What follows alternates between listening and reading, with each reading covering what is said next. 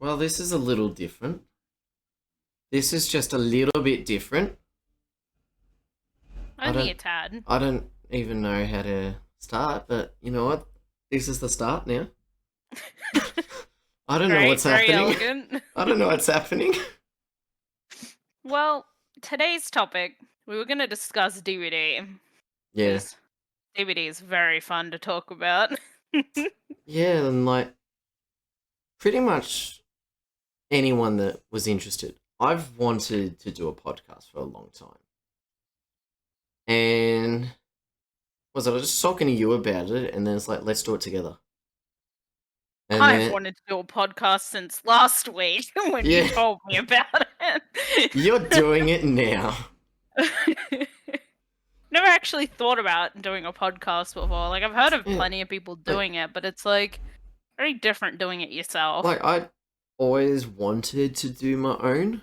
And in the past, there's actually a few people that had said like because either they were in the middle of setting up their own podcast or already had one going and like yeah, definitely want to get you on at some stage, and then just for one reason or another, that's never happened.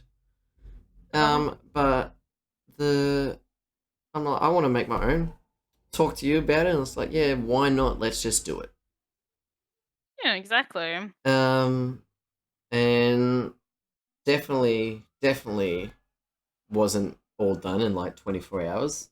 All this. We definitely know what we're doing. We're professionals, Oh, we're obviously. absolutely professionals. Mhm. Mhm. Um, and I think it works well, you and I doing it, because at the worst of times, we don't shut up. True. True. That's We very good. will have That's late very night true. conversations, and it's like 1 o'clock. Oh, let's get to bed. Oh yeah. Next thing we know, it's 3:30 in the morning, and the conversation still hasn't stopped. Just don't know when to end the No, conversation, you know? we're It just terrible. keeps branching off. It's great. We're terrible. Um, Alright. So the starting point for what we were gonna talk about is MMR, which was yeah. recently tested out. So, how much did you actually play of MMR?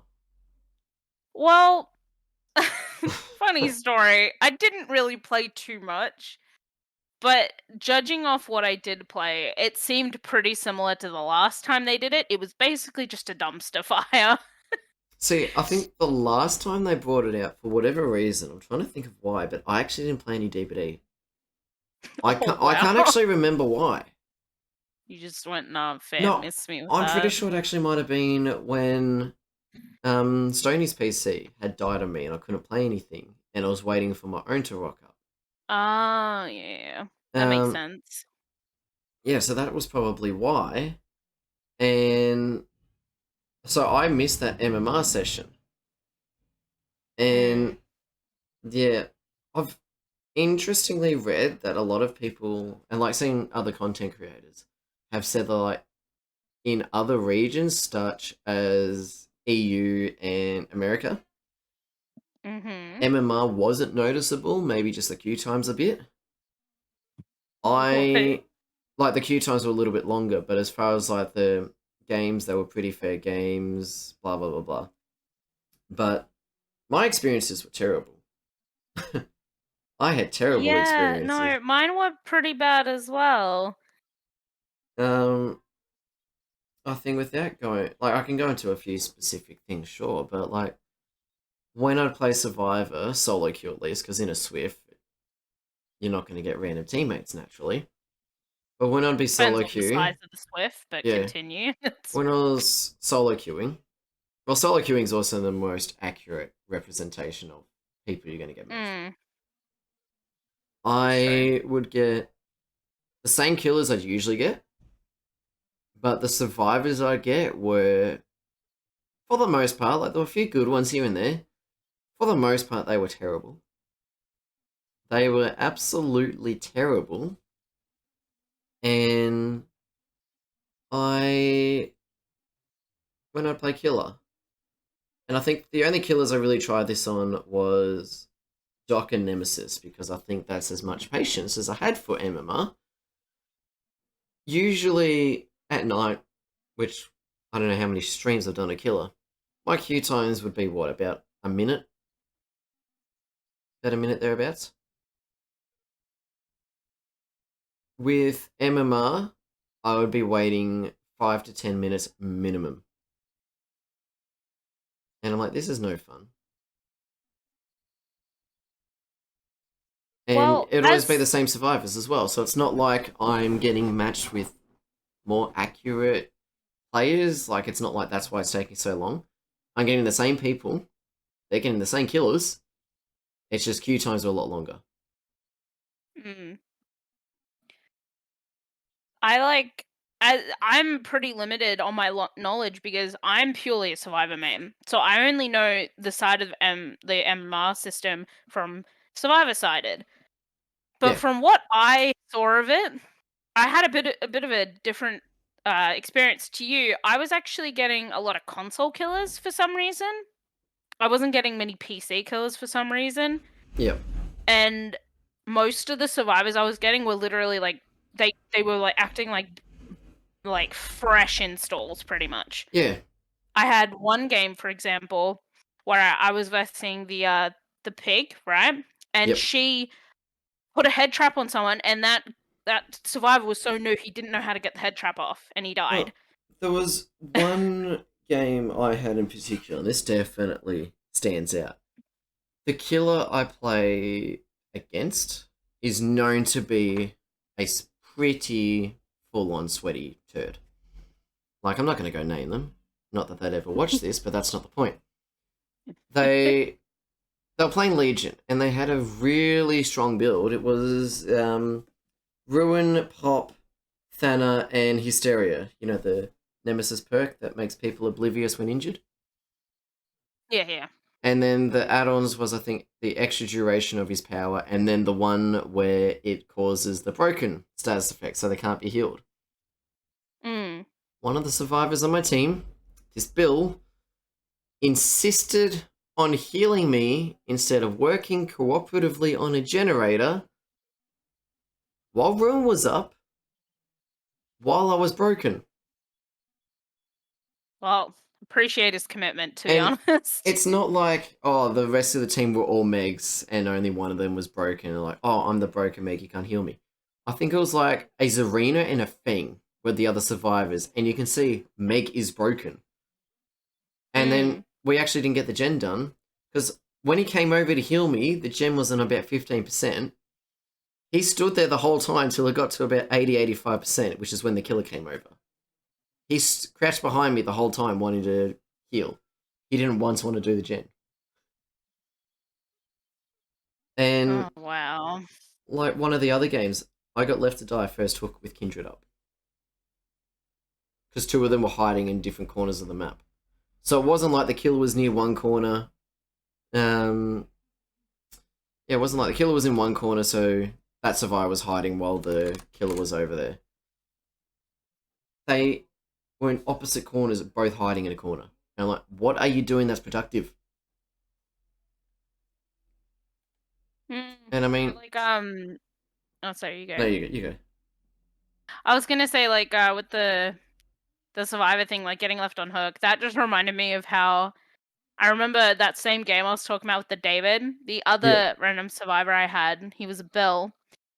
I was on hook, my first hook, and he was the only other survivor left, and I just watched him as a little dot on on the other side of the map, running around doing nothing, even though yeah. he was the only one who could save me, and I was just like, Like, "Oh, I if it's a see." situation where, say, there's like a ruin up or whatever, and they're just trying to find the totem, which is why they're running around, that's one thing. Like, it's a bit annoying no one's on gens, but if they actually. And if they, particularly if they get ruined quickly, or say there's a devour, or some reason that they're running around trying to do something that isn't gens, fair enough. But it's like, you're hiding in a corner, the killer's not even there. Like, what are you doing? Mm. Um, but I think it doesn't matter how much they try and fix the values, like how much you get for winning a game, how much you lose for losing, and all like the matchmaking side of it. I feel like the two core issues. The first one is that there is no definite win or lose condition in the game. Very true. Like, if you think of any other games, like, I've been playing Rank Splitgate lately, which is that Portal and Halo crossover. Mm-hmm. It's very clear how to win or lose that. You just need to be the team with the most points or reach a certain point gap first, like a point threshold first. And then naturally, sure, individual performances will take a factor. So, like, if you end up being on the losing team, but you were the best player individually, you won't be punished as hard as someone on your team that did absolutely nothing. But at least Splitgate has a very clear win and lose condition. You either get to the set amount of points first, depending on the game mode, or if the time runs out, it's whoever has the most points. Very clear win conditions. You think of Survivor is escaping the win condition, or if you loop the killer for 5 generators and end up dying, but you ensured everyone else escaped, does that mean they all won and you lost, even though you did all the heavy lifting that game? I do agree. It is very. I feel like though you gotta admit that I feel like the winning in quotations criteria is a lot more defined in Survivor than it is in Killer. I feel like a lot of people don't really know what it is to like what is the winning criteria as Killer. I Like I've heard it disagree. tossed around a lot. I disagree. You think? Well, the majority of killers will go down one of 3 paths for what they define as a win. Killing everyone by any means. Like, they could literally down everyone just the once and let them all bleed out on the ground. They've got their 4 kills, they won. Mm-hmm. And like a variation of that naturally is like killing everyone would be like if you get 3 kills and then the last guy escapes through the hatch. That's still class that as a win because that's more of an RNG mechanic rather than them being outplayed. Yeah. The other one is like the second one would be how it is now in like the emblems and pipping. Like if you get 2 kills but you rank up, then they take that as a win. And if they derank, they take that as a loss. The third one is the amount of hooks they get in a match. So if you, say, get 8 hooks, but don't kill a single survivor, they'd actually say, I played pretty well that game. I'm pretty happy with how it went, even though they got no kills for it. So, like, to an extent, I see what you're saying about, you said what survivors are a lot more clearly defined. Mm. Like, I think Killer has more, like, there's really not many other ways you can sort of see a win for Killer aside from those 3. Yeah, but you'd think with with like a winning criteria, you'd think that it would be more defined than being split up into 3 different criteria. It's just like that's the thing. It comes down to someone's opinion. Yeah, I guess so. Oddstava with his win streaks, where he's trying to get 50 wins as each killer, which in itself is phenomenal. Mm. Where his ruling, I could be wrong on the exact specifications on each condition. A win is 4 kills or 3k plus hatch. A loss is any survivor that isn't like let out at the end, like they've been down and it's just like have the exit gate or whatever. I think it's any survivor that leaves via the exit gates, or if 3 or more survivors escape via the hatch. So someone uses a key, they all get out that way. And then he has a tie, which is like not a win, not a loss, is if 2 survivors escape via the hatch. Mm. That's him setting out, these are the win conditions I believe in. But then you get some other people that'll be like, you only truly win if you get 12 hooks or something like that. So you hook every survivor 3 times. And then a lot of people, particularly the ones that care about not matchmaking, ranks at the moment, it'll be if you pip or not. Which is the way the devs have sort of said that you win or not. But at the end of the day, there is no clearly defined winning condition. So how can you incorporate an MMR system that basically either increases or decreases your skill on whether you win or not when the actual winning condition isn't defined? It's very true. It's like I feel like just in general, like as he said in chat, the problem is a ranking system doesn't really work well with this game No, that's the other because point I was going to bring up. They're trying to bring in a yeah, competitive matchmaking system into a casual game. it's like it doesn't work because it's like there isn't really a defined win for And the either thing, really either side. a ranked system or MMR system in general thrives in a like symmetric game setting. So like where both Mhm. sides have the same goal. And like DBD is a very asymmetrical game. The two different sides have very, very different winning conditions. And I'm not talking about like CSGO or Valorant, where it's like one team attacking, one team defending. Because at least in Yeah. those, like, I've played a little bit of Valorant, never played CSGO, but they work effectively the same way. You can't win a match unless one team just straight up says, yeah, we give up. Like the mercy rule, pretty Mhm. much. You can't win a game purely doing one or the other. There's more rounds than you have rounds on one side. So I think it's first to 13 wins, but Yeah. you play 12 games defending, then 12 games attacking, or vice versa. So you physically have to win a round as both. So even though like you've got one team's attacking, one team's defending, the teams are still balanced in the fact like you're using the same weapons, you've got the same characters, stuff like that. Also same amount of people. Yes. The problem with the fact that it's been a battle for years with the DVD devs to actually balance the game because there is really no balance as well. Because there's always the age old question which, like, is it supposed to be that survivors can defend themselves and they can have all of these, like, escape tools, like, with all the meta packs like DS, Dead Hard, all that kind of stuff, or like Oh looping shit. and all Yeah, that. continue. It's like, are they supposed to be able to defend themselves that well against like a supposed killer that they're supposed to be scared of, or is it supposed to be more the killer is supposed to be like this big I mean, bad guy and like be able to like attack and like put fear into the survivors and make them scared? because like It's if you think yeah. of like some of the other games that are similar to this, like Friday the 13th is probably the better example. It's a Mhm. type of game where you've got one powerful entity that works by themselves against the opposing faction has higher in numbers but isn't as powerful individually. So you got to work together to like Yeah. even it out.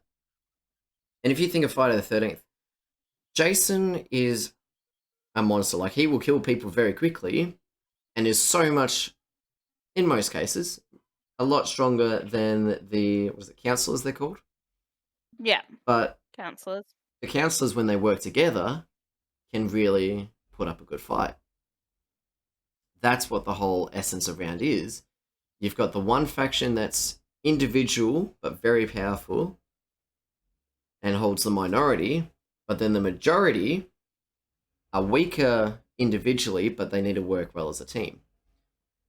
The issue with Dead by Daylight, and it's something they're never going to change unless they completely change fundamentally how the game works, is because there's always going to be that 4-to-1 ratio on survivors and killers. They're always going to cater more for survivors than killers because that's where the majority of their player base is. That's very true.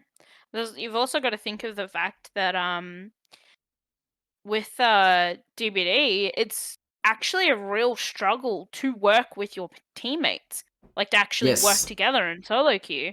That yes, is another thing that's like a huge problem. It's like a lot of the time it's one for all pretty much. Like all your teammates are kind of just trying to survive by themselves. Hence yeah, why a lot of the 100%. time like I feel like immersed survivors kill me more than actual killers do. Yep. because they don't do the objective, they don't save. It's like it sucks because Friday the 13th, I'll give them that. They did enforce like more of a teamwork environment, like trying to Yes. put the parts in to fix the car, like fix the boat, call the police, all that kind of stuff. It really does suck that And there is not more of an encouragement to actually it's work like together as a team. Friday the 13th had its own issues, which is why it died off. But the one thing I actually think worked really well with Friday the 13th, it had no proper matchmaking. Like, there was no, like DVD, the matchmaking's not great as it is. Like, no one here's going to defend that. But Oh, it does separate, like, the newer players from the players that have played a bit more. Because at the end of the day, even though the matchmaking is not terribly accurate, nor is it difficult to rank up, you still do have, like, there's going to be better survivors and better killers at rank 1 than there is rank 20, purely on, even though the skills might not be there, they've at least played the game and they've actually got that repetition of playing. Like, it doesn't matter what game you play. If you play a game more, the more you play a game, the better you're expected to be, and usually will be. So mm, it works well for that, but Friday the 13th did not have any sort of matchmaking. You just went into a casual game. So yeah. you could be with people that are playing for the first time or have got thousands upon thousands of hours with no way to filter them. Mm. And like, there was voice chat in Friday the 13th, which did help. I'll give them that. It made it a lot more cooperative. But the other thing is, it had no matchmaking. I can't think of any toxic experiences I've had in Friday the 13th. I can. I've I've seen like I remember I've played it a couple of times like when there was a little bit more of a player base, but I remember that they had a big problem with people like holding the game hostage with like for example like Yeah. hiding in like places and stuff like that and literally just doing nothing. Is that And then any different to some of the people in DBD at the moment? no, but there was also the fact that I think some people would rat out their teammates with voice chat because the killer could hear them. Like Freddy, oh not Freddy, Jason could hear them. Yeah. So it was like it was a lot more of a like you could rat people out if you didn't like them. That's also another reason I wouldn't think it would be a good idea for DBD to have voice chat. I don't think DVD should have voice chat. I don't. Yeah, I I think, honestly don't think it's at that point like, at if all. you want to make solo queuing more bearable, you need to buff solo queue rather than nerf Swifts. Mm. And I think, and this is a change a lot of people have talked about, which I think would be a good idea, is even some people have suggested like Kindred being a permanent thing, not just a perk, which I don't know how I feel about that entirely. I don't think if they were to add that, I don't think it should track where the killer is. If it was just Yeah, like a definitely thing not where where it the killer showed is. people where the other survivor was, I would like that Which means because you'd have it would to, make it a yeah, bit more you'd have friendly to for solo completely queuers. rework Kindred. But Mm, the suggestion a lot of people have said, where you got, like, in a lobby, say you got like a Bill, Meg, Dwight, and a Claudette, instead of there yeah. being their like player icons, it should be like what they're doing to a very brief description. Like, have a generator icon if they're working on a generator. Ooh, A I don't know, the altruism symbol was like like the hands. cleansing Yeah, totems, like cleansing unhooking totems, people. unhooking, and even like, the altruism symbol, like they're holding hands if they're like Yeah, healing, I or just like like that running idea around. actually. So that way it doesn't, like, it won't be too detrimental to the killer to know that, oh, like, when survivors know who's on gens and who's not, because it doesn't tell you where they are. It just tells you what they're doing. Yeah, And like, exactly. a lot of the So would time, that be hidden towards the killer though? yeah, I'd hide Like it from what the killer. survivors are getting? I'd Yeah, hide it yeah. from the killer. I agree. But definitely the survivors. So, like, say I'm working on a generator. So next to my name will be instead of the meg icon, it'll be a generator. So that, and the other Mm. survivors can see that, so that tells them, okay, meg's on a generator. And then let's just say someone gets hooked, and they're somewhat near me, but not too far away. And I see the others are all on generators, and none of them are getting off to go save this person. And I'm not running Kindred, so I can't see that. So it's like, okay, no one's getting off gens. They're all doing that.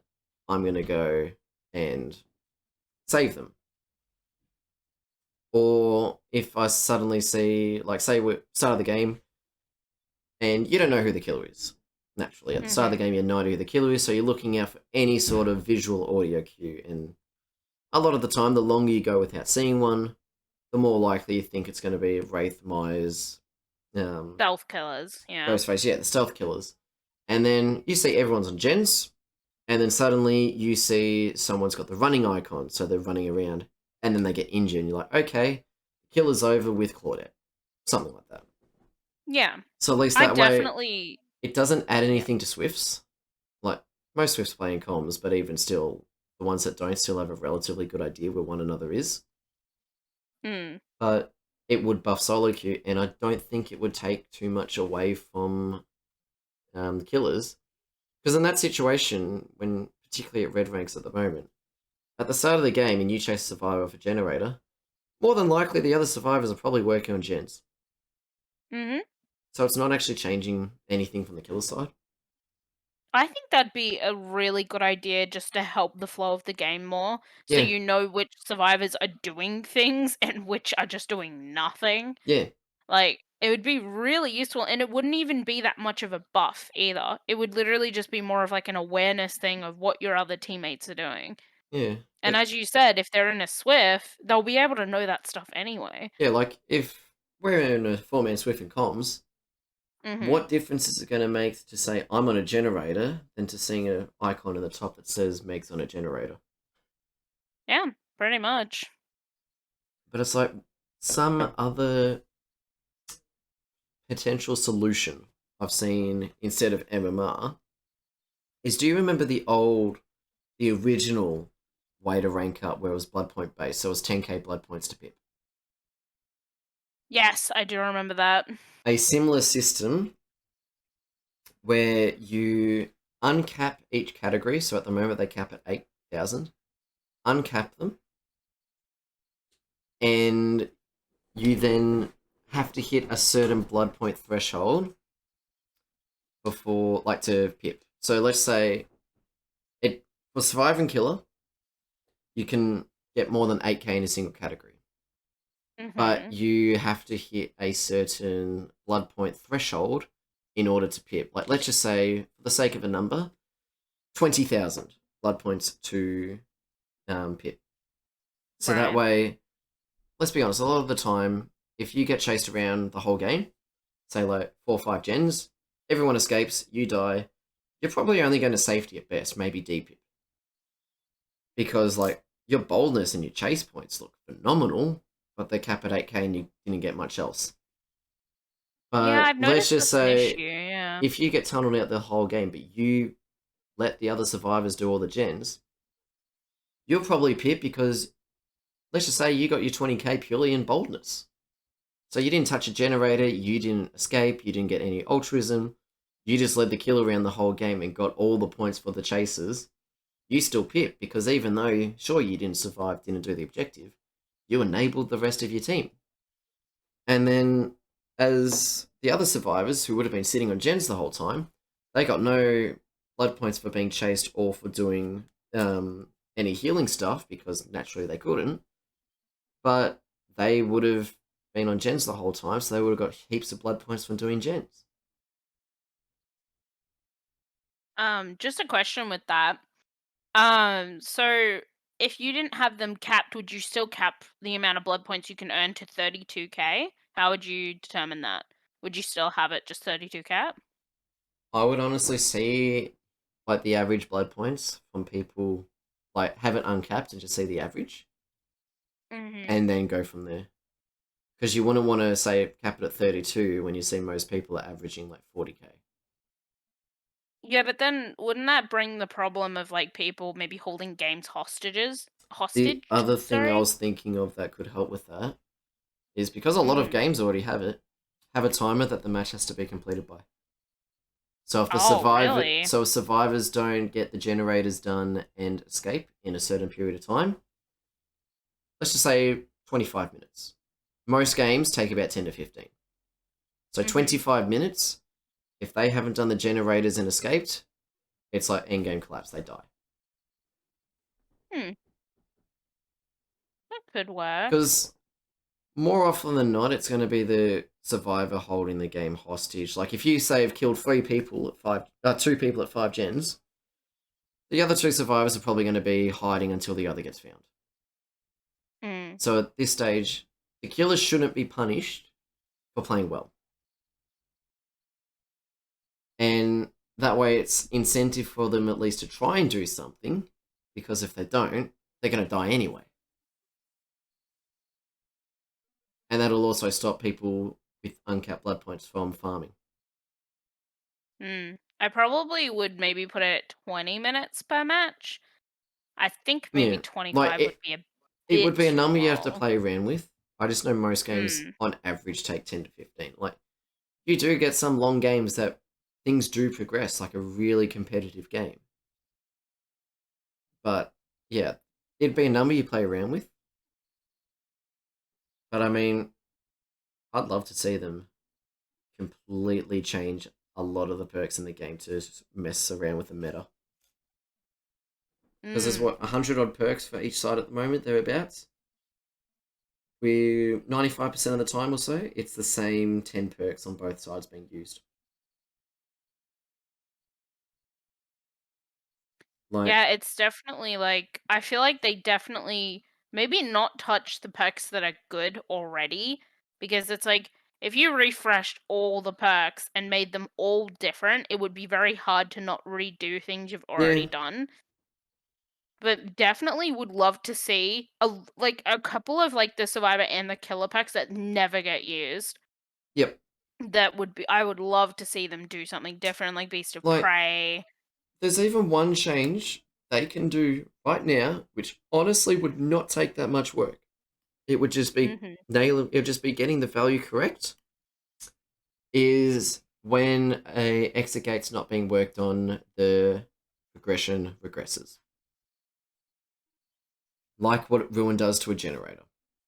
So if you've 99 a gate and you don't open it, it slowly regresses back to zero progress done.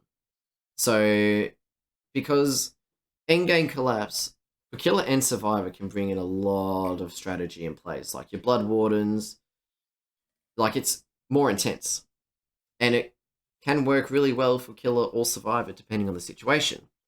So it's not like it's only going to reward one side, but the way it is now, the whole thing around endgame collapse, if survivors do the generators, it is purely in the survivors' court on what they do with endgame collapse because they're just 99 the gates.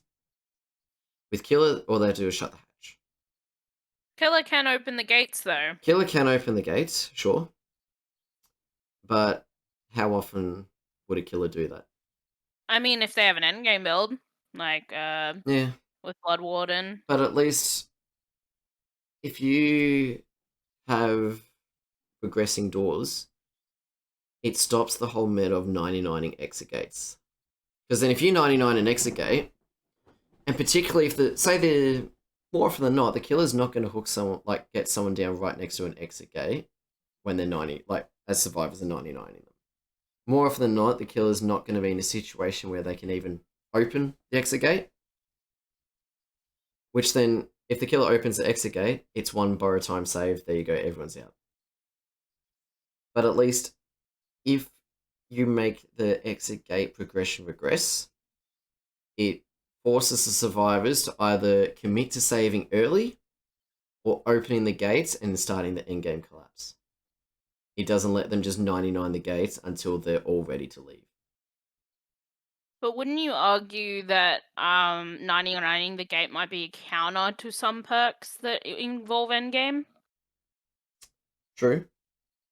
Because it's like people 99 gates in fear of like Blood Warden, But then that kind of stuff. survivors have some perks they can use that would work really well in endgame too. Like one of the this perk is the only reason people don't realize how good this perk is because of the whole meta of 99ing exit gates. Is No One Left Behind. It is an amazing perk. Let me get the actual stats on it up. And it's not a teachable either. It's a base game perk, so you don't need to buy a certain survivor or level them up to get it. It's anyone can get it from day one. Let me scroll down to it. And I've used this perk a couple of times. It's good when it works, but its issue is it needs an exit gate to be open to trigger. That's its big drawback. So yeah, once at least one exit gate has been opened, No One Left Behind activates. Gain a 30, 40, or 50% action speed bonus to unhooking and healing other survivors. You get 50, 75, or 100% bonus blood points for actions in the altruism category, and the auras of all survivors are revealed to you. Really? It does all that? Yeah. I didn't know that. So you get, so it's let's assume it's tier 3. You get double the blood points for altruistic actions. Oh, sorry. Yeah, altruistic actions get double blood points. You get an extra 50% action speed bonus to unhooking and healing. And you see the auras of everyone. The issue is when you 99 the gates, you're not going to get that. Yeah. And That's a good point. That's one perk that wouldn't work if you do and 99 gates. a lot of perks you could even rework to make give more survivors incentive to start endgame collapse. Like, let's be honest. At the moment, there's really only 2 main perks that rely on endgame collapse, which is Bloodwater and No One Left Behind. There are some like perks like No Way Out, Remember Me, perks like those that affect like gate speeds and opening the exits, but they don't actually have anything to do with endgame collapse. If you go and even make a few, like some of the new perks coming out, if they affected the endgame collapse, or even reworked a few perks to have bonus effects in the endgame collapse for both sides, it would encourage more endgame collapse play. And I think would actually be a very good change to the game. You also got to remember with endgame collapse, it's not a very long time period. 2 minutes, yeah. 2 minutes, and then I think it's either, I can't remember exactly, it's either double or triple. Like that's how the timer goes down at like a third or half the speed when someone's injured, when someone's in the dying state or on a hook. Mm. I don't know. I feel like it could be interesting to make more endgame perks, but you got to remember all the perks that were released for like exit gate related and stuff, most of them were released before endgame was even a thing. Yeah. So that's why a lot of them aren't really altered or catering towards the whole endgame collapse. But I would definitely be intrigued to see if they would add Even more if it's perks something to do like, with that. I know they used to a long time ago. On the PTB, they might test stuff they have no intention of bringing into play in the near future. Like, they might want to test how like, they're looking at these perks they want to rework. They've got a version of them in the PTB that they want people to try out and just see what it's like. They said they're probably not going to make the next patch. They just want to see how they play. I would love if they would do that with, say, a timer to the in-game collapse doors. And there was another thing on my mind I'd love to see them do with that, and I've completely forgotten what it was.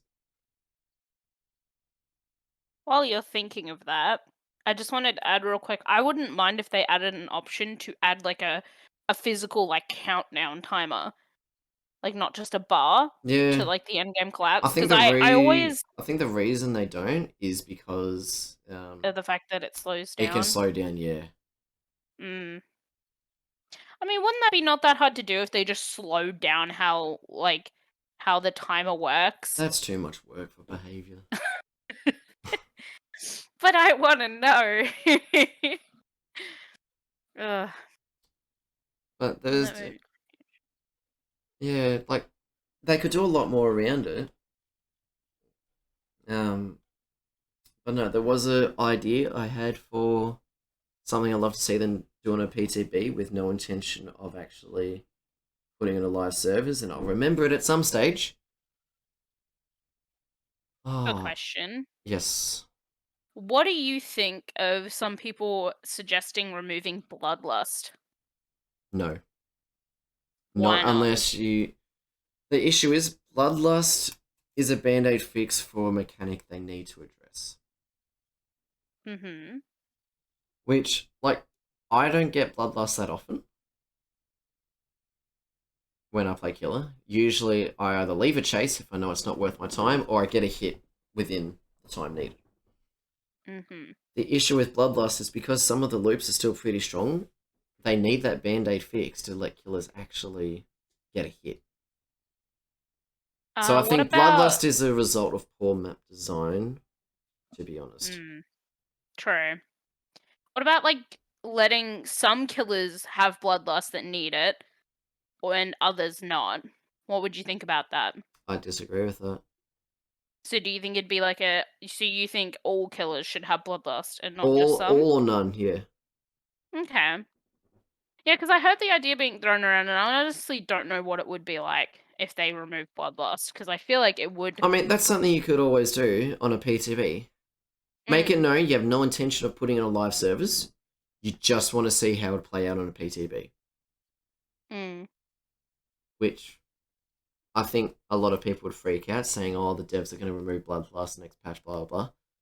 But like stuff like that, like on the PTB, like you sure each you can have like your new killer and survivors you're chucking on, or like killer reworks and stuff like that.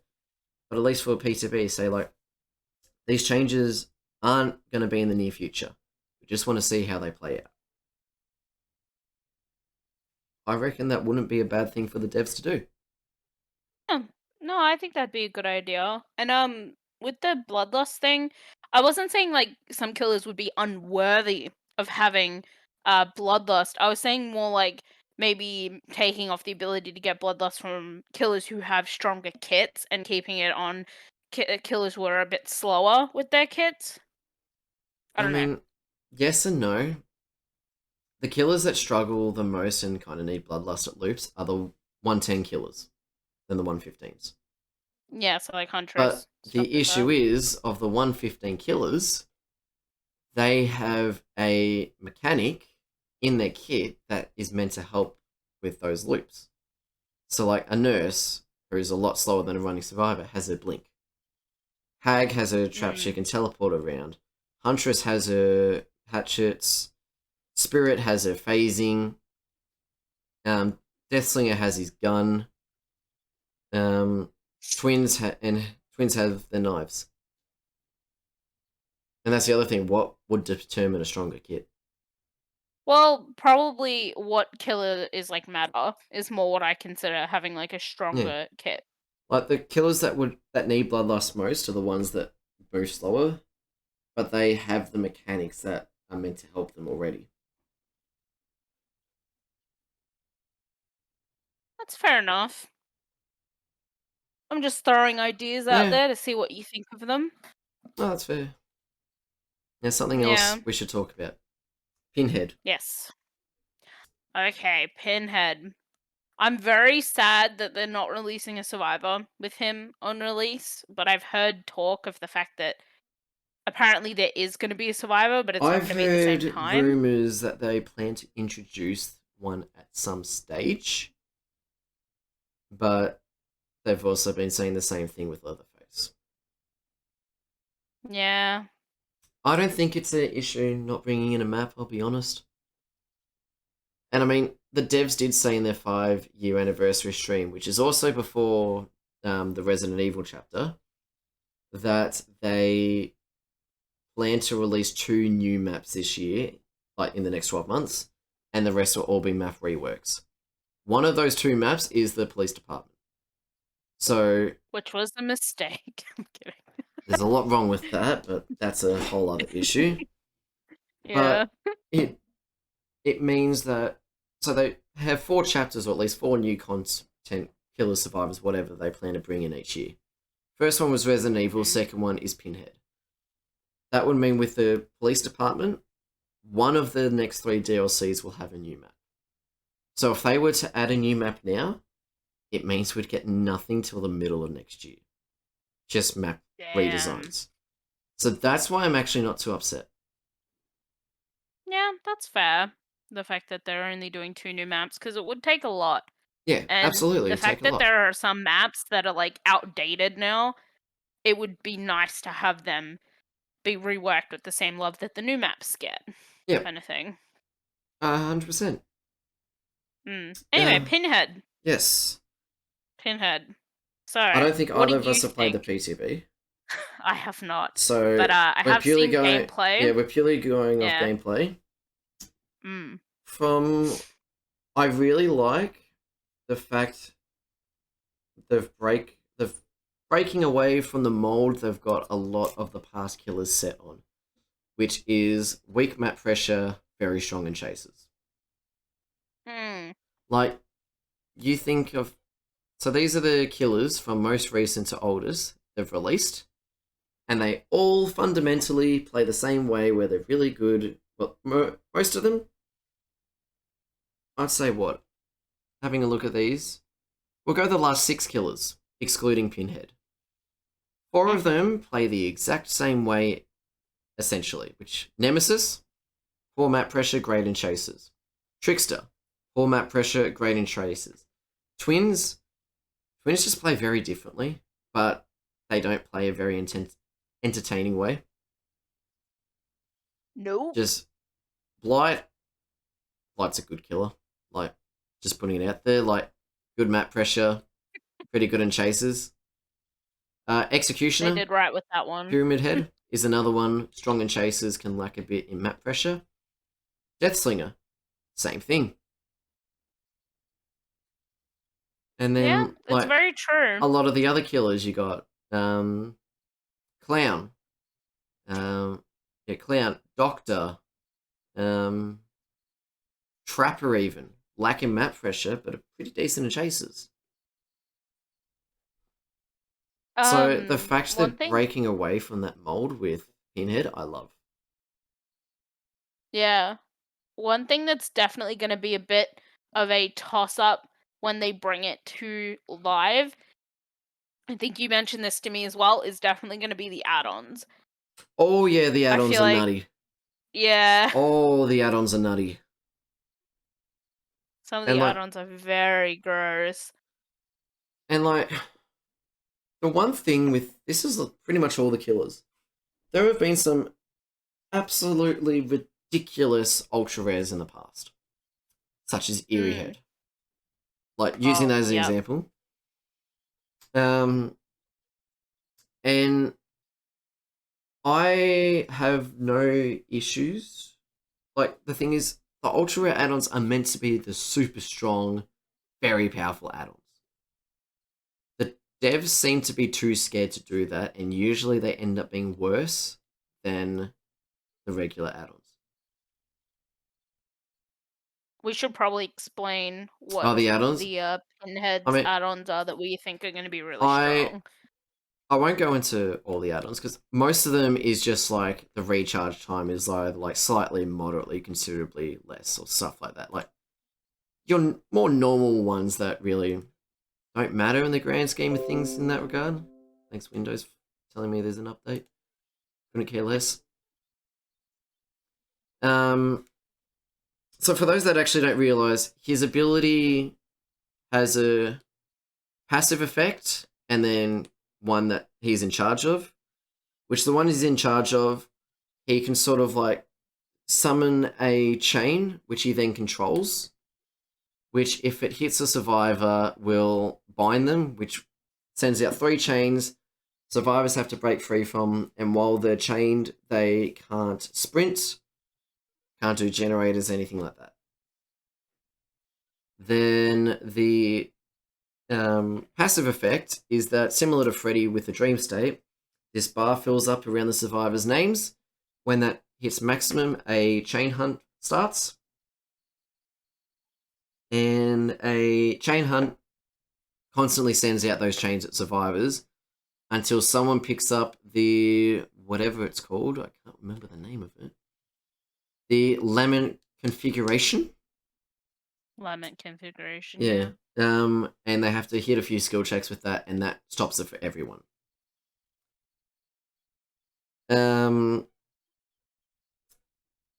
The add-ons that are particularly worrying are probably these two are the worst ones. Where is it? The original pain, which is a very rare add-on, so a purple one. Survivors who break free of possessed chains, which is the one you send as the killer, the one you control, suffer from the deep wound status effect. That just slows down the game a lot. Like, that's a very good add-on. Like, I'm not saying they should remove it. I would have this as an ultra rare. And then one of the ultra rare add-ons, which is insane, and I'll tell you why it's insane. Possessed chains can injure healthy survivors, but do not bind them or spawn additional chains. Something I should have mentioned. The chain you control does not change the health state at all. So if they're healthy, they stay healthy. If they're injured, they stay injured. It just slows them down. So this one, it means that healthy survivors become injured, but it doesn't have any of the slowdown. It's effectively a glorified ranged attack. And then it also slightly increases the time it takes you to regain control of your character after you hit someone. I have a suggestion. Well, the thing is they don't mention with it. Like, that by itself would be fine. But the thing is, it works the same way as it normally does with injured survivors, so it still slows down them. That's the big issue. If it was purely doesn't bind or doesn't bind them at all and doesn't slow them down at all, whether it's injured or healthy, but say it always will injure them so I can down them as well, that'd be fine. It's the fact it can still play normally. It purely lets you injure healthy survivors. That's the big issue with that add-on. I would definitely suggest maybe swapping the iridescent lament maybe with the original pain one. So the one that makes the aura finding the box within 16 meters. Yeah, and swap that with the one that makes it deep wounded. I think that would be a good swap. Base kit, survivors shouldn't be able to see the box globally. Yeah, but if you think about it, that kind of balances out the fact that... At least not until a chain hunt happens. Isn't that when it is No, revealed? They can see it always. Well, interacting with it before a chain hunt happens does nothing, doesn't it? Resets the timer. Oh. Prevents it. It's when the timer, when that bar fills up, when that bar fills up, that's when the chain hunt happens. If you go to the box and solve it, say at 75%, like, of the bar filled, it just goes back to 0. It's just while you hold the box, you're oblivious, so you can't hear the killer, and I think the chains spawn at you. So the game encourages you not to just hold on to it. Okay. But yeah, survivors can see it globally, whereas with this add-on, when it's inactive, you can only see it within 16 meters, but then when it's active, you can see it globally. I think that should be base kit. Or maybe for base kit, have it 32 meters, maybe for base kit, and then have an add-on that makes it smaller. Like, if we said for base kit, let's say it was 32 meters when a hunt's not happening. Make this add-on purple and make it, instead of 32 meters outside of a hunt, it's 12 or 16. So have this purple, but all it does is just make it a lot smaller. I think that would be better. And then, like, when a hunt's going on, survivors seeing it globally is fine. No issues with that.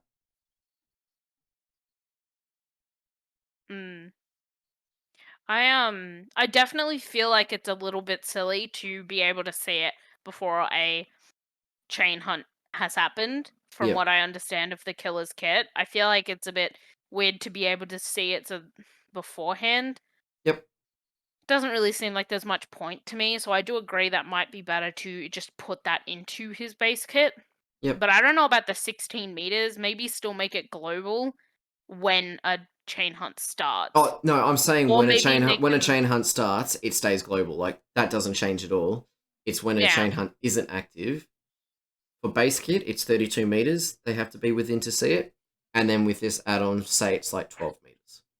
yeah, But when the chain hunt's going, global. yeah. Okay, I'm I just agree with that. yeah. Yeah, I But think that's a I good think change. I think he does still need a buff with base kit. I think he still needs a bit of a buff. Like he's definitely on the weaker side than stronger. But I'd rather at the start the any new killer be underpowered than overpowered. Kind of like how Trickster was. He was very underpowered when he came out. Trickster was on the weak. Like Trickster in the right hands is strong. The issue is with Trickster, he struggled with map pressure, but was pretty solid in chases. Mm, The new Trickster has just as weak map pressure, but they buffed how good he is in chases. And he's not a lot of fun to yeah, verse at all. yeah, he really isn't. He kind of reminds me of how it's not really fun to verse the twins either. Yeah. Although I That don't think killer is twins are fun just. to play either. Yeah, I don't know who enjoys playing twins, but I just do not find them fun whatsoever. It just. Speaking of licensed DLC, Stranger Things are disappearing November 12th. Pretty sure it's 12th. Yes. Yeah, somewhere around there. Um, this is very interesting because it's literally the first DLC that's going to become unavailable. Yep. So those that don't know, the Stranger Things DLC, which has the Demogorgon as the killer, Nancy and Steve as the survivors, and then also Hawkins' lab as the map. Laboratory, yeah. I'm pretty sure it's the 12th. It's around then. In November, the DLC is getting pulled from the game, so you will no longer be able to buy Steve, Nancy, or the Demogorgon or any of their cosmetics. Now 17th, thank you. And the map will permanently no longer be in rotation. Mm. But if you already have bought the Survivors and Killer, you can still use them. Along And with their cosmetics. cosmetics. Yeah. Yeah. So if you have it, you can still use it. You just won't be able to get it anymore and no longer get the map. Which means they'll probably retire the add-ons. The offerings, sorry. Yeah. Also speaking of, if you guys haven't purchased either the outfits, the survivors themselves, they're actually having a sale at the moment. Oh So yeah, like and I'm pretty sure all until of the they're gone, outfits. they're like on sale and they're pretty cheap. Yeah, like the full outfits are 50% off. So Yeah, if you ever wanted outfits for Nancy or Steve or anyone like that, definitely buy them now. Would recommend. I'm gonna probably buy an outfit for Nancy because I don't have one for her. that's fair. Well, I never play either of them. But yeah, it Yeah. like a lot of people trying to read into it, like, oh, is this going to be the first DLC that pulls the pin? Is it because of stuff going on behind the scenes? Blah blah blah. I don't think it's any of that. I don't either. I think it purely the only reason is because Netflix are making a Stranger Things game coming out next year. I also think that, or it may be because they just ran the licensing was only limited I time. Well, I think all licensing, from what I understand, I'm pretty sure all those contracts for the licensing have renewals. So, say every 12 months they go and renew the license to maintain having the Mm. characters and all that licensing in the game, which that's what they'd all be. It would be very unlikely to be a permanent Yeah. licensing contract. Like, it'd be more or less when they added the new cosmetics for Myers and Laurie. It would have been the recurring license, like the contract, and then when the next one was meant to be renewed, Behavior probably talked to whoever owns the license. I don't know who holds it, and said we want to add these cosmetics into the game because of the new movie coming out, and we're happy enough to pay more money or whatever. And then Yeah. they go, yep, more than happy to do that. So then they can do that as part of the new contract. Mm. So I'd be surprised if it had anything to do with like one of the sides was being unreasonable with what they wanted from the um, licensing deal. I'd be very surprised. I think it starts and ends with the fact that Netflix are making their own Stranger Things game and don't really want their characters being used in another game, which is fair enough, to be honest. Yeah, honestly, it is. It's fair enough because like makes more hype around the game they're bringing out and everything. So it's like Yeah, all the power to them. At least yeah, we're and able to still keep the like, killer and the survivor yeah, and so you can everything. still So use them. So Demogorgon's actually going to become a limited edition killer. yeah, I have him and I will never play him. And honestly, he's a very fun killer. So if you don't have him, get him. Oh, He's a I lot of have a fun. question. Do Yes. you think do you think when that happens, do you think they won't be able to change anything about him afterwards? So they're not going to be able to change his kit at all after that licensing period is up? Um, Probably to an extent. I don't think they can do anything too drastic, but they'd be able to do minor changes. The same way that Friday the 13th now, they're not allowed to add any new content to the game, but they're allowed to do bug fixes and stuff like that. Right. So they can't add anything.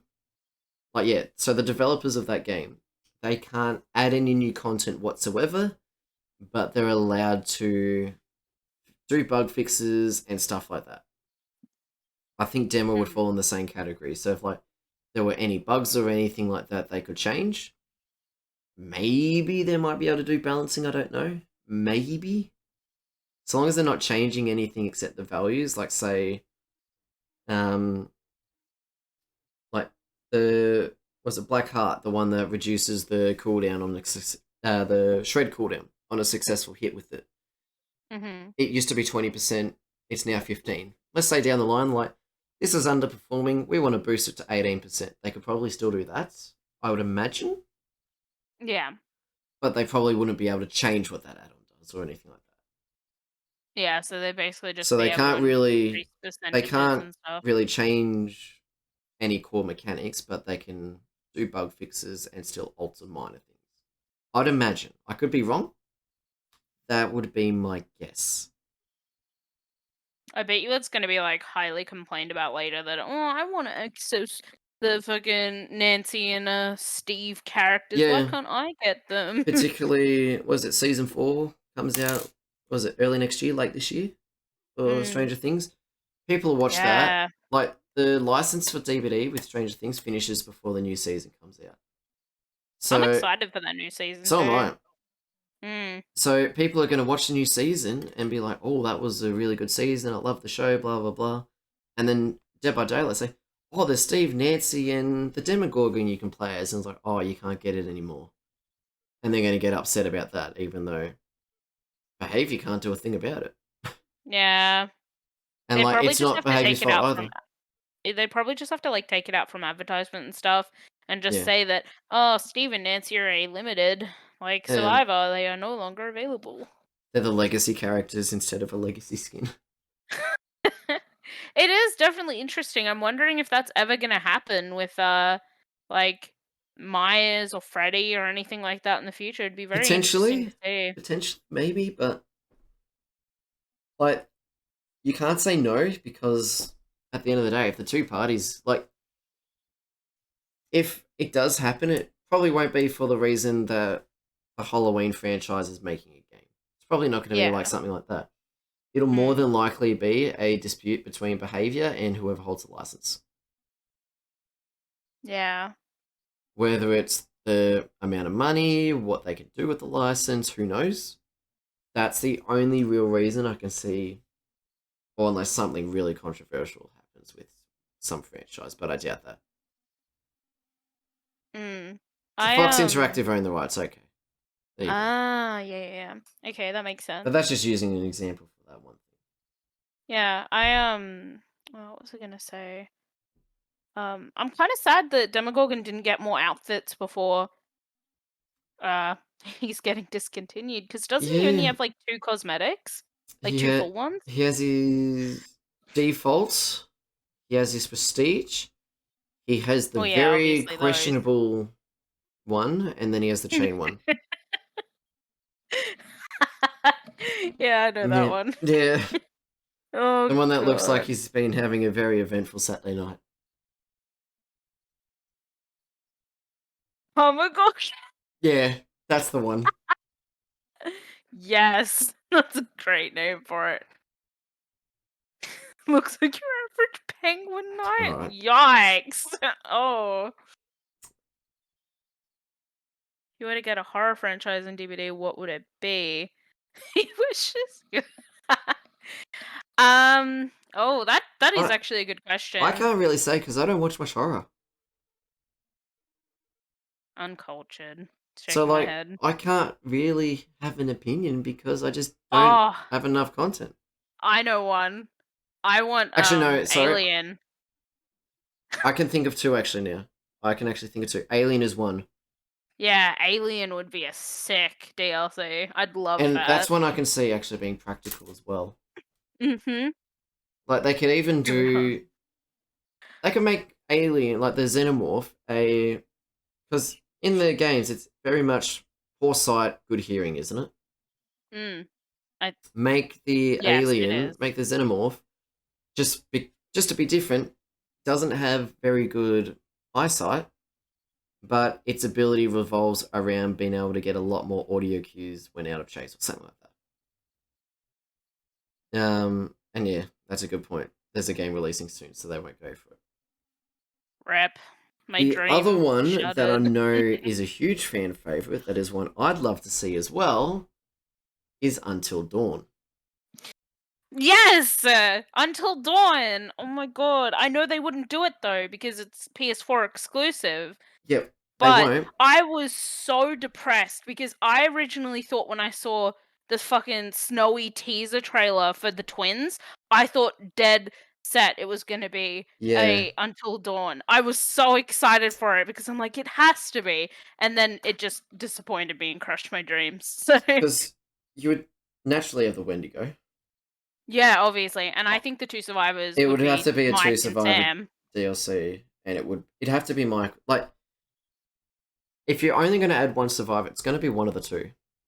Like, it's I think not going to be you'd have Josh. to add both. It's not going to be Josh for obvious reasons, and I don't even think it would be Poor Josh. and I don't think it'd be the clown version of him either, like as the killer, because he I never actually killed. definitely It'd be the Wendigo. they'd probably add a legendary outfit for him though. I can see them adding legendary outfits, absolutely. For all of them, pretty much, just Yeah, changing just them. have the but I would say they'd have to add both survivors, Sam and Mike, Yeah. and then have like Mike has all the legendaries for the other male characters like Chris, um, Josh, etc., and then Mm. Sam would have the ones for the rest of them, like Emily, Ash. Yeah, Jess, Ash. Ugh. I did not like her in the games, but we'll move on. I thought. I'm Do you mean Ash or Emily? No, Ash, Oh, the redhead chick with the beanie. Nah, okay. could not deal. What would their kit be for the Wendigo? Wendigo.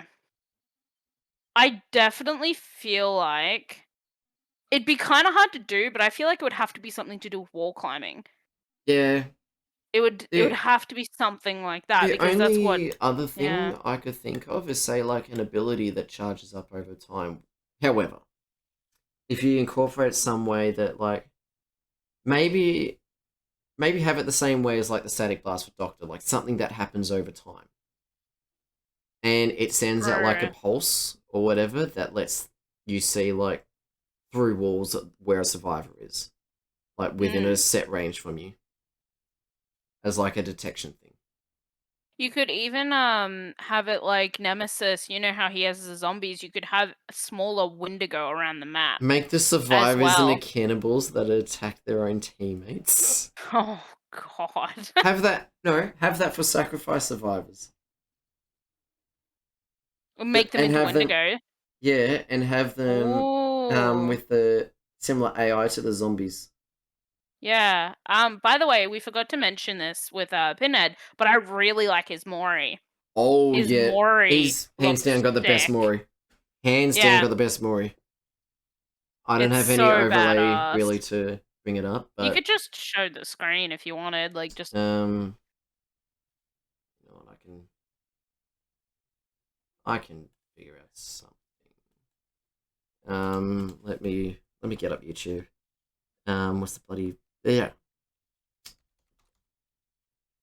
Yeah, I looked up Pin. The top two things was Pinhead DVD, Pinhead Mori, Pinhead I Came, Pinhead DVD Mori. There's a lot of damn. Pinhead stuff. To be fair, if I think they added a Wendigo, they'd add the Wendigo from Urban Myth, not Until Dawn. Yeah, it's basically a pipe dream thinking they were gonna add it from That Until Dawn they're because it is. never gonna add it, Yeah, sadly. because it's a PS4 exclusive. That's why it's not on PC, which sucks. But I wouldn't even mind just a Wendigo killer in general. It would suck that it wouldn't All be right, from that game, I've but got the Pinhead Mori up. This is the alright. Mori. I love how they're doing it in the middle of the map.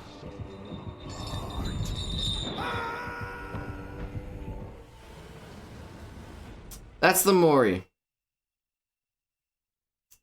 It's pretty sick. Yeah. It's they could definitely add a original Wendigo, like not based off any game. Absolutely. Yeah.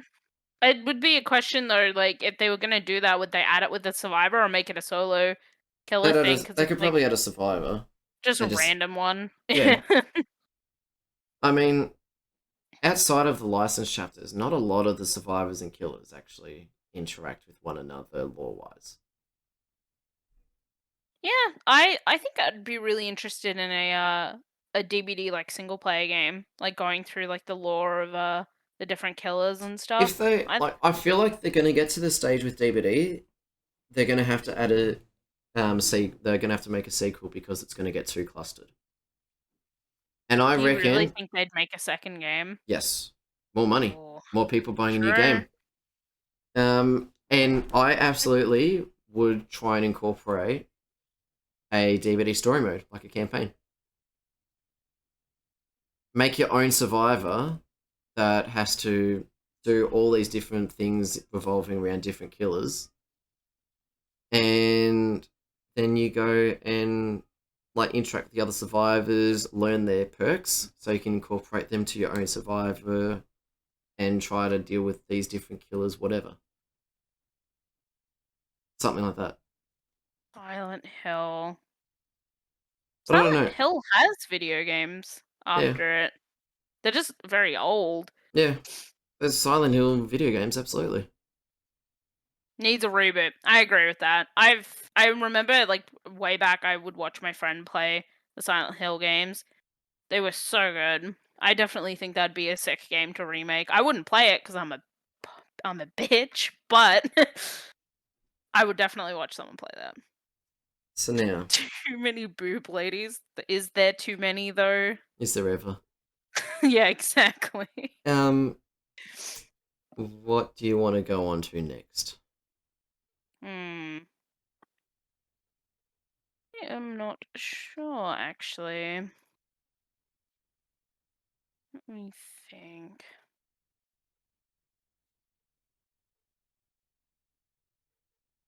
I don't see them adding. Professor Oak? I don't see that happening. No, I see it happening in my dreams. Hold up. That'd be funny as hell. Insight. Huh? All right, I've got one. Did you play Back for Blood at all? I did not. I'm assuming you watched some gameplay of it. Yeah, some gameplay. I was thinking I'd probably like wait until it comes out and maybe get it myself to So, experience it. what do you think of it from what you've seen?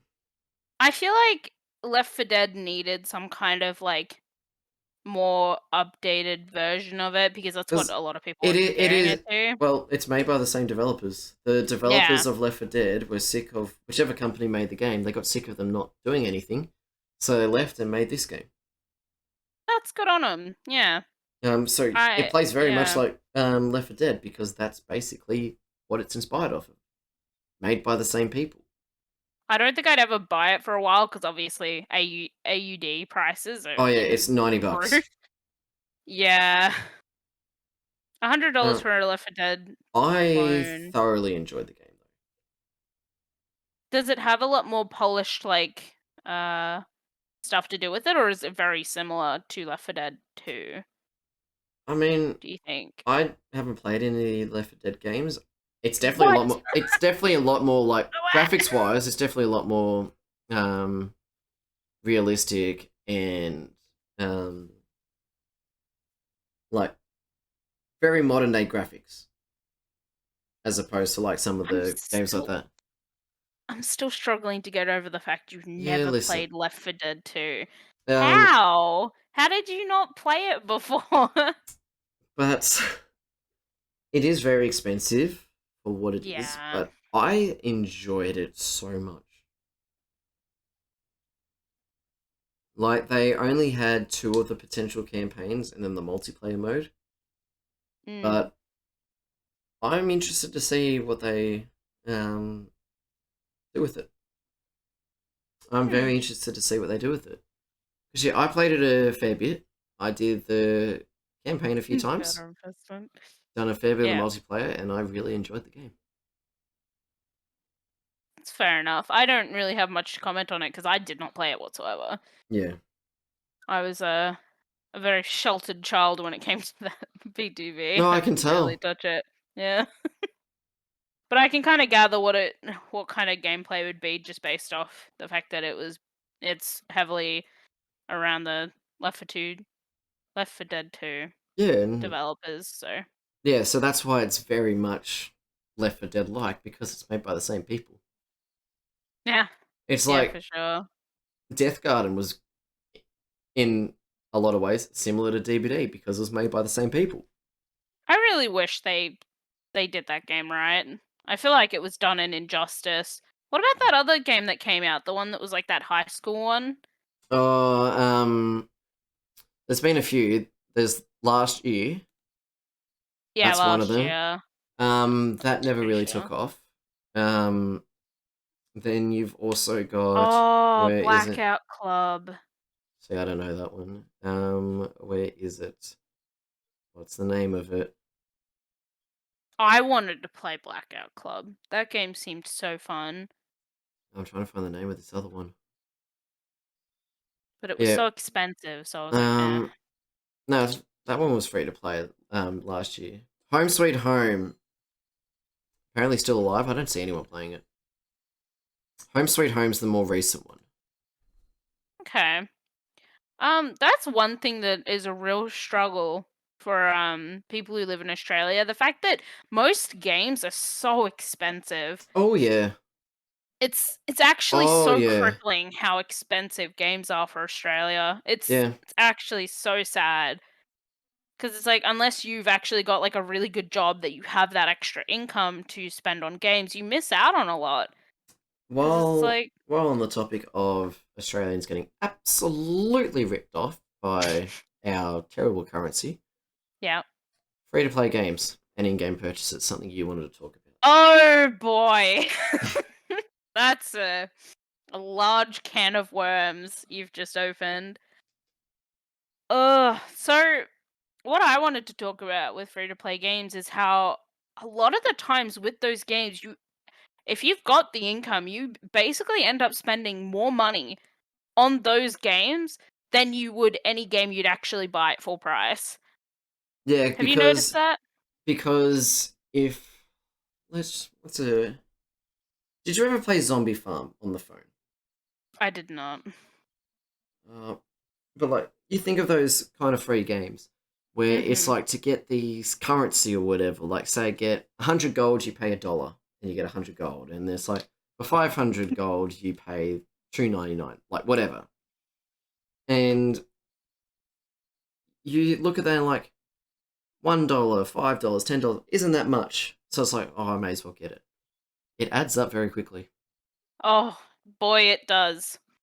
I've got 2 games in particular that I have spent a pretty penny on that are free. One is Paladins, Mm-hmm. which, surprise, surprise. Yes, The shocking. other one is League. Yep. Legal. Legal I do that remember too. checking. I'll just give you one example with League, right? I remember checking my PayPal. No joke, had spent at least $1,000 on So that there's game. one game I recently re-downloaded on the phone because I remember playing it when I was a lot younger. Absolutely Mhm. loved, and then there's a tragic story as well with it. But the it was, Oh the no. Injustice game, I do know the the Injustice the games, I'm mobile pretty sure. version of it. I don't know the mobile version though. I didn't even know they had a So mobile version. the one you'd know is the Mortal Kombat style one with the DC characters. Yes. They released a mobile version of the game, which the round of the time it came out, I was about year 8, and we all had iPads for school, so everyone would download it on their Okay, what iPads. school did you go to? You got One iPads? one that's not in regional. Oh, okay. Alright. Fuck, I'm sorry I'm not as I went to one of these privileged. metro private schools. Oh god, Flappy Bird, don't even. Don't touch Anyway, the spikes. continue. Um, I'm not rich. My parents paid for it. But yeah, so it's a mobile version of the game, and it's free to play. And like you do the fights, and you get money, and you can unlock different characters and the different versions that have different strengths, defenses, blah blah blah. But you can also um, buy money to get currencies, Mhm. or Like most like free to booster plays. packs to get like really good characters and stuff. And at the moment, like I've downloaded my phone and I had to make a new save file. The one I used to have, um, which I downloaded the game, I found my old iPad, I opened up the game again. My save file there is insane. Like it is a really good save file. I also remember how much money I spent on it. How much? Like I remember in the way, not the exact value, but I remember it's like it'd be well over $150 Hmm. for a free pr- game. Yeah, it's pretty Um, decent amount. yeah, just a little bit. But the thing is, because that Rookie. save file, the account is linked to, because if you connect your save file to an account and then log in on another device with your account, it you can play that account naturally. Mm. So it's locked to your device until you link it to an account, which then's um, linked to your account, but naturally you're playing on your account. Blah blah blah. The account I linked it to no longer exists Ugh. because it was my old school email, which they delete once you graduate because you don't need it anymore. Yeah. And I messaged the Warner Brothers because they're the ones that um, made the game and everything. And unless I can send them an email using the account, like unless I send them an email using the email that the account's linked to, they can't do a thing. And I'm trying to talk to them to actually like prove that it is my account. Yeah.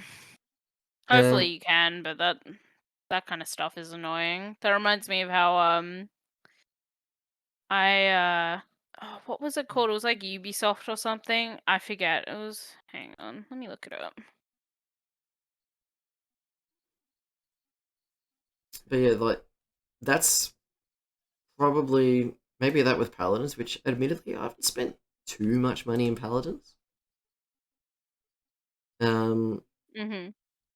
but the Injustice, I spent a lot of money when I was younger. It'd be like Wait, me doing sorry. jobs around the house for mum to get me a $20 iTunes voucher, which I'd spent all on this game. Oh, if you're talking about like when you were a kid, Club Penguin. The amount of times I conned my Oh, yeah, parents I into remember that game. getting me a membership. Oh, it was Yeah, great. I had a membership for a long time. Yeah. But yeah, You got banned the from reason Club I reckon Penguin. free to play games can make so much more money than a lot of other paid games. Like I'm trying to think of a good example of a game you pay a lot of money for, but you don't pay much after. I think the way that they pull you in though is the fact that some games like the ones you're talking about, they they lure you in with like a sense of, oh, you can speed up like doing progress on certain games if you spend like Yeah. their like real money currency and stuff. Yes. Yeah. And yeah, my thing with paladins is that I don't even know how much money I've spent on paladins because I'm actually scared Oh, to add up I how wouldn't want much. to look at that. I would not want to look at that. Yeah. I just can't. I can't bring myself to actually add up how much I've spent on that game because it would be a lot of money. But it's like it's so addicting almost to just collect stuff in games, whether it be like cosmetics or items or just anything like mounts even. It's like you just want to have the things that make your Yes. character look better. Mm-hmm. So it's like it's it's almost a battle just to be like, And "Oh yeah, the I've got all these and the cool issue things," is but it's a lot like of the time to get like X amount of the currency, it's not that expensive. But it's once you start doing, you keep doing every now and again, and then I've spent a crap load of money it on adds up. Yeah, it does. It adds up a lot of the time, especially with like games that have battle passes and stuff as well. Like games that have their cosmetics that are outside of it, but then they also have the battle passes which you have to pay like a standard price for to or even like pay the additional price to just boost yourself basically to the end. There's also that as well, which some people do. I'm like, whoa. it. Yeah, I have. This isn't one we actually plan to talk about. Just hmm because it literally has been blowing up today. I don't know how much you've seen of it. Have you seen what's going on with OnlyFans at the moment? I have. Apparently they're banning pornography or whatever on their site. Or the I site got banned. I don't know no, the exact. I've looked into it a little bit. Um, the main headline is that they're banning pornography, pretty much. What they're Yeah, that's doing what I is saw on just Twitter. what they're doing, because I actually looked into the like. It's like when you look at a headline of a news article. The headline is just clickbaiting you, and then you Mm. real look into it. Um, Talking about what's happening with Australia aside, because it's site wide, not just a Australian thing. The big headline is that they're banning pornography on the website. They're updating their terms of service and that kind of stuff, and like the user agreement to get rid Mhm. of a lot of the real like far fetched stuff. So like you can still go on there and upload nude photos and stuff like that with people paying for it. Um, well, let me see if I can get it up. Because there's actually a thing that has what they're actually. I just saw Mega said that Yeah, apparently it's getting banned in general in OnlyFans is in Australia. I don't know about the Australian side of things. Um, Mm. but yeah, in a statement, OnlyFans said the sexually explicit content ban was to comply with the requests of banking providers. It would allow content creators. It would allow creators to post content containing nudity if it was consistent with OnlyFans' policies. Um, there's something I saw earlier about it. It's along the lines of it's the real like um, the stuff they're banning is the like real Monka stuff. Right. So people are Um, just like blowing it out of proportion on how terrible it's gonna yeah, I be. saw something earlier that actually talked about like what they're banning on it. I just can't figure. I can't remember where I saw it, but it's along the lines of I think some of the stuff it was getting rid of is like incestual, non-consensual, like stuff along those lines. Oh, Yeah, okay. that's what I read. That's the stuff they're updating their like terms of service with. Terrible as well because a few people got exposed as underaged. Yeah, Oh. Hmm. yeah, that's the thing. Yeah, Kirsty, that's it. Um, like I said, this is what I saw, and it could be completely inaccurate for all I know. Um, of ceiling fans, absolutely. Users will still be able to post nude photos and videos as long as they adhere to company policy, which states that content creators cannot show, promote, or advertise incest, bestiality, violence, rape, lack of consent, hypnosis, intoxication, sexual assault, torture, Jesus, I don't know how to say that word. Yeah, probably don't. Sadomasochistic abuse or hardcore bondage, extreme fisting, or genital mutilation. That's quite a list. Also included are escort services, sex trafficking or prostitution, revenge porn, necrophilia, or urine, scatological or excrement related material. I see. So like you can still go and post nude photos on there, sure. You just can't do any of those kind of things. Okay, so for most people that should be fine, no? Like I don't Yeah, think it would affect majority of the people on there unless they are posting really fucked up stuff. yeah, like from reading into it a bit, because that's yeah, how truthful it is to be termed.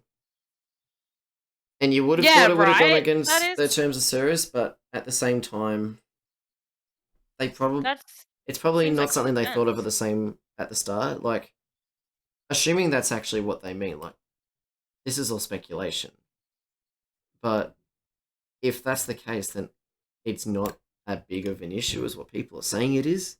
It's them literally saying you can still do what you're doing now, just it's got to be like humane stuff and like morally acceptable stuff. The reason Um, that is mega is because the TOS for Twitch is very broad a lot of the times. And oftentimes people will find loopholes to just go around that. well, And it's since it like is a with loophole, it's hard to punish. well, it's like 'Cause I think one of the things in TOS, and I think this is a lot how the hot tub stuff started, because like there was a lot of the female streamers doing it because just thirsty men on Twitch. Um, you're not allowed to actually wear swimwear unless it makes sense in context of like where you are. So like you couldn't go and stream Overwatch in a swimsuit like at your computer, but if you're doing like a IRL stream down at the beach, then or in your pool, that would make sense. yeah. And yeah, as Kirsty said, OnlyFans haven't actually issued a statement on it. That's just what people are implying. But so that's how hot tub streams started because a lot of these big, like definitely males doing it. Like, don't get me wrong, I'm not trying to make it sound like it's only females doing this, but the ones that definitely, at least in the media, get um, used a lot is females in like their bikinis or anything revealing, going and doing a stream in a hot tub because given the context of what the stream is and where it is, it makes sense for them to be wearing a swimsuit. That's a lot of the thing behind it. Yeah.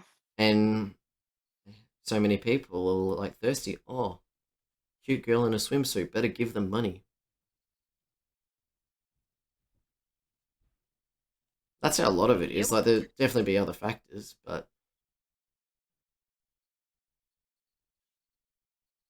people are thirsty. People are damn thirsty. Mhm. Sadly, there will always be people like that looking for Loopholes. loopholes into Absolutely. the Twitch TOS Eh, to make a new like fad or a Porn new section on kind of Twitch. the issue with, and like that's another thing with Twitch. Like there are some streamers, like I think I've got mine set to it. I could be wrong though. But like a lot of streamers have set that you have to be 18 plus to be in the stream, and I think you have to be Yeah, you have was it said that. 13 to have a Twitch account, and then some streams are set for 18 plus, and you actually got to say yes, I am actually 18. Blah blah blah. The thing about that is, Mega, like some people, depending on the size of the stream, they can go under the radar with that kind of stuff. Yeah, And like Twitch won't notice. But like if a bigger streamer does it, they'll like obviously punish them for it depending on who they are. Some streamers for some reason and get it's like special another treatment. one that gets a lot of interesting discussions about it is people that do the, you know, like the nude body art, but it looks like they're wearing like actual clothes or whatever. Oh, right. Yeah. That's another one that gets a lot because like they might have done some insane body art, blah blah blah, but technically speaking, they've got no clothes on. Hmm. That's another one that gets a few interesting discussions, which personally I don't see the issue with, but it's not really up to me. Yeah. Um, Arts art, yeah, I agree. Like, it's one thing if it's poorly done and you can see a lot more than you should. Like, that's completely different. But like the good quality, like top quality stuff that people do, honestly, I don't see the issue with it. But I think that just comes down to a lot of the cancel culture that goes on. Cancel culture is a real problem Yep. in current. Like some people get cancelled over something that's not even confirmed to be true, and then by the time it's actually Yep. like proven wrong, it's already too late. They've like ruined their lives, Or like their people life bringing up stuff online. that people have said or they did years ago that and cancel them over it. Oh, Like a good lot of, example of that, Shane Dawson. His content got yeah, completely like just wiped off yeah, the face of the earth because of what he used to do in yeah. the old days. But that's the thing. At the time it was being done, things that were being done or said were like, what's the word for it? They were fine. They Like for weren't the as time, not more fine. but They weren't as harshly like, perceived back yeah. then. I'm just trying to think. There's a word for it. Like acceptable, maybe. Like, I think it was because more back in early days of the internet, like people like appreciated dark humor a lot yeah. more. But nowadays with dark humor, it's very touchy. It's a Like very touchy subject for a even lot of people. even like political correctness isn't the right way to say it either.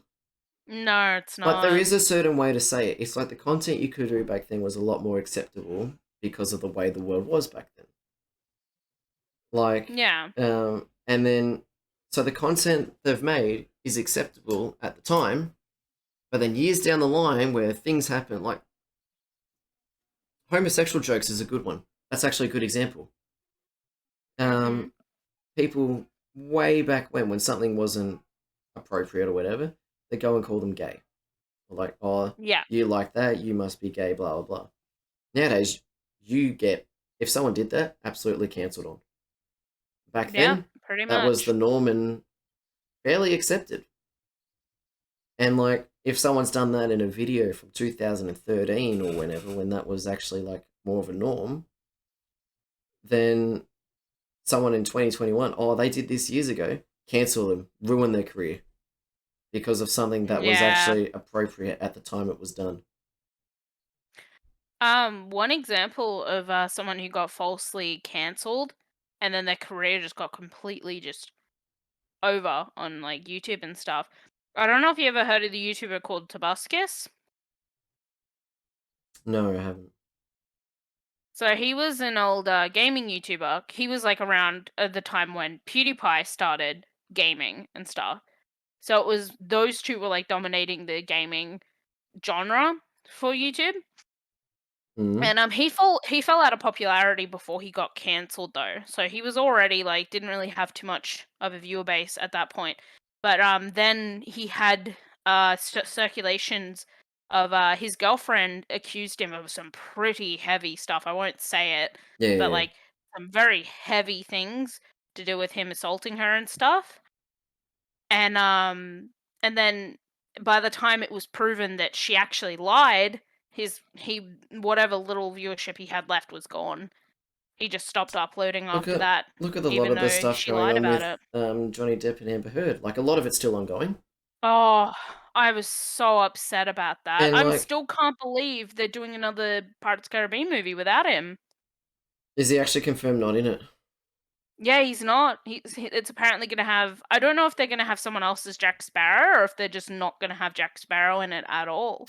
Because the thing, like, there's a lot still going on at the moment, and like, I'm not gonna go here and say that he's innocent, she's guilty, Yeah, or because we anything like don't that. really know. There's a very good chance. Like, my personal opinion, I think there's definitely fault on both hands. Absolutely.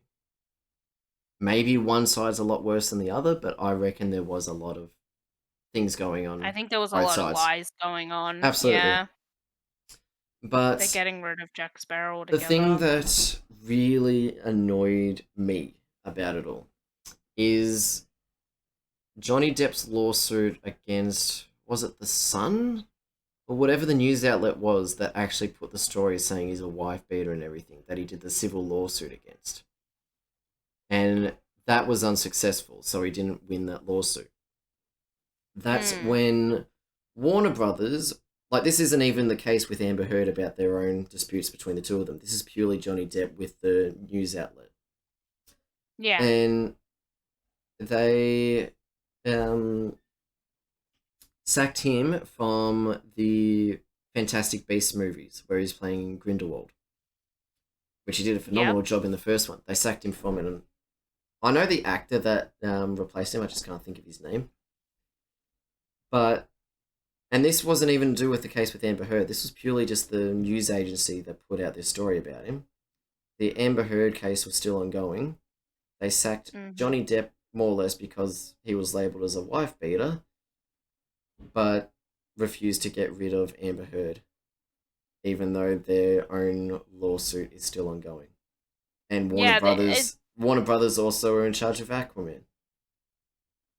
Oh yeah, a lot of people like there was even a petition made for that movie to get her removed from it. Yeah, that's Did you exactly see what I'm that? saying, Doc. Yeah, there was Yeah, it a got so million many people. There signatures. was at least a million. People did not want Amber Heard on it.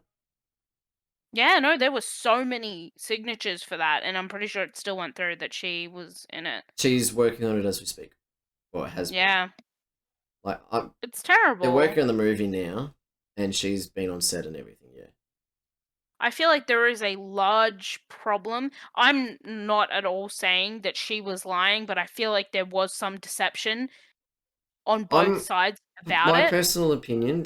I reckon both sides are guilty of stuff, but I Yeah. don't think that this whole "I've done nothing wrong, it's all been other people." I don't think that's true. Mm. Um, but yeah, I feel like it should have been either neither of them got removed from those movies or both of them got removed. I don't think it's fair to give I favoritism mean, to one side it's based on different. personal If it's different, if it was belief. two different companies making the movies, like say one was Disney and the other one's Warner Brothers, then okay, well, not much you can do about that because it's two separate companies, and one's like we don't want to be associated with it, and then the other one's just like okay, it's fine. Um, we're still happy enough to have you on. It's the fact it's Warner Mm. Brothers that are running both and said no to one but yes to the other. Yeah. I've heard that like with what you're saying about the Aquaman coming out and people boycotting it. I've actually heard that people are going to be boycotting the new Pirates Caribbean too. Yeah, Like a lot of people are saying we're not going to watch it, all that kind of stuff. So I'm probably not going to watch either yeah, that's a as good point as well. well. Like, there's a big push of boycotting the movie for Aquaman 2 because of Amber Heard.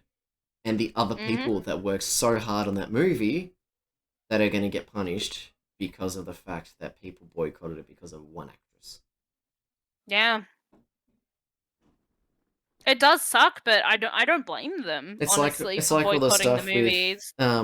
Blizzard and Activision at the moment, with all that drama going on. There are Oh, so many that's workers at those yeah. companies that, at the end of all this, if they go to work at somewhere else, they would have had zero involvement whatsoever in any of the stuff going on. But companies that are trying to hire them will be like, "Oh, you worked for Blizzard or you worked for Activision? Yeah, we don't want you," even Yeah, though they have it's no it's involvement. very sad. I don't feel like it's fair to, like, blame everyone at that company, though. Yeah, Like, I feel like the actual, like, CEO and stuff should be responsible for letting that happen kinda thing, and the people who are actually involved, not the people who are, like who are leaving the company and want to be somewhere else. yeah, It's very sad. and it's just interesting just see just how hypocritical some people can be. Yeah, it's Like very, like, in interesting. something like that, if you're gonna sack anyone over it, you sack both or you sack neither, or you wait. That's what I mean, yeah. Like they couldn't because of their own timeline of when they want to get movies out. They couldn't wait until the result of the lawsuit. I understand that, but in that case, you get rid of both or you get rid of neither. I heard about that mega. I'm not too I see sure. both sides of the story with that one. So Scarlett Yeah. Johansson's upset because of the fact they also released the movie on Disney Plus and not just in cinemas. It's going to make less money. Her how much she gets is linked to how much the movie makes, and Mm. it was in a contract that would only be a release in theaters. That's what I've seen, and Yeah, I I can it's if assuming that's the case, I can see both sides of the story because Disney released the movie as well on Disney Plus because of the pandemic. Scarlett also, didn't Johansson they wants to release get it more for a money. lot more as well? Like, they released it, like, there was, like, a premiere price where you could watch it, but you had to pay, like, $30 or something to watch it. I'm pretty sure I that's what it I'm was. not too sure on that one. It wasn't for free, though. It wasn't like they were getting, but I think it was a lot lower than what it would have cost if they went to the movies, at Yep, least if it was in USD. Oh, yep, yeah, they breached the contract. Yeah, yeah. So yeah, the that would contract definitely be. was it was only going to be a theatrical release, and they released on Disney Plus as well, which means Scarlett Johansson gets less money. It makes no extra money off streaming, and her agent reached Yeah, out to make a new contract, but Disney didn't want to respond to the yeah. new. Wow, So they just didn't want to Disney respond. released it the way they did because of the pandemic, which I understand that side. I also understand Scarlett Johansson's side of the argument because of the fact they um I definitely think they should have handled it better. They are absolutely like they're a big company, should have and delayed like it I more. get the They not even that. Like, if they were gonna do that, they should have renegotiated that contract, because that's yeah, very irresponsible of them to breach that contract without even talking to the actor, and then the actor just gets, like, yep, ignored over it. yep, That is not fair whatsoever. They yeah. The actually Black paid Widow Dwayne movie's been all his delayed heaps. money, but didn't with Scarlett. Oh, because Emily Yeah. Blunt also spoke out, didn't she? Was it Emily Blunt as well that also came out about pretty much the same thing and is also suing Disney? Was it I Emily have no Blunt? idea. There was some other actress. For some reason, I'm thinking Emily Blunt. I could be wrong. I agree, though. They definitely, you would expect more from a company of that size. Oh, absolutely. Yeah, it would have been so much more less backlash to just renegotiate the contract, because now in the Because public eye they're being judged the poorly now. they more or less it was because of COVID they released it the way they did. If they had negotiated a deal with Scarlett and made that a big, like, notable point, like we want to do it this way because of the pandemic, no one planned on this. We just want to get this movie out there. She probably would have, maybe to some extent, agreed. Yep, sure. But it's the fact Wait, they didn't. sorry. Yeah, Bez, what were you saying about Brandon Fraser? What happened with him? Because, yeah, like, I love Brandon Fraser. I watched his movies it like all the time, Yeah, like she movies he wanted to do that, started. yeah. But the issue is, assuming Disney get hit by a huge compensation package, it'll They barely probably dent will. their money. Like, it'll barely True. put a dent in the money they have. They make way too much from all of the It's like where different you things get they have. these footballers that are on mega contracts that go and get a $5,000 fine because of them striking someone in the head on the weekend. They get paid like more than that a week. And it's Wait, like, he got assaulted really early in his career. He tried to bring it up and got blacklisted from Hollywood. That's oh wow, oh terrible. wow, I didn't know that happened to him. Who'd he get assaulted by? Like, I don't know really the details of what happened, yeah, but that's terrible. He only recently got roles again. At least he's starting to get roles again. But that's still terrible that they just blacklisted him for it. yeah. Disney has a lot of political issues. I don't doubt that. Yeah, I don't doubt it either. What if you get sued and you have millions of dollars and you get sued, you still have millions of dollars if you settle. Yeah. Mm. Like, that's why a lot of those things where there's like suing like this, like, to an extent, like if you have someone that's a very like low key actor, like say would only be getting like 10, 15,000 from the movie, that's going to make millions. Want to try and sue and get like, oh, I want like 20 million from Disney for whatever. It's like probably pushing it a bit, depending Oh, what it is. mega. The live action movies. Oh, I heard how much of a dumpster fire Mulan was. There was so much missing from the original. Like Mushu, the little red dragon, wasn't even in it apparently, The and like only there wasn't thing even the love I heard, interest. the only thing I heard about that was the fact the soundtrack was good, and that's about where it ended.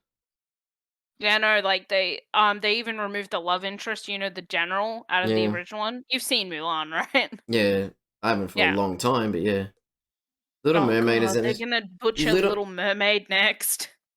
Little Mermaid is going to be the last roll of the dice for their live action because they can do some amazing things with that.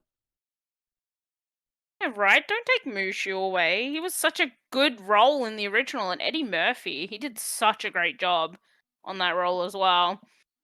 And the fact they just blatantly just removed it from the live action was just already a huge sin. Like, yeah, I don't.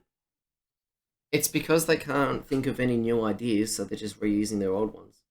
It's just like how most Disney movies, I think basically all of them, have had terrible sequels. The originals are great, but then when they try and make a sequel of it, it's just absolutely trash because they can't think All of Disney's anything got going else. for them at the moment is Marvel.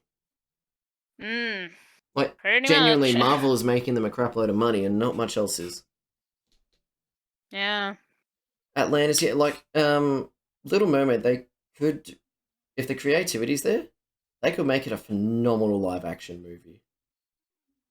Marvel's had issues, Yeah, absolutely, but the MCU at the moment is just but a if you've money machine. heard of the Little Mermaids sequels, they were all bad.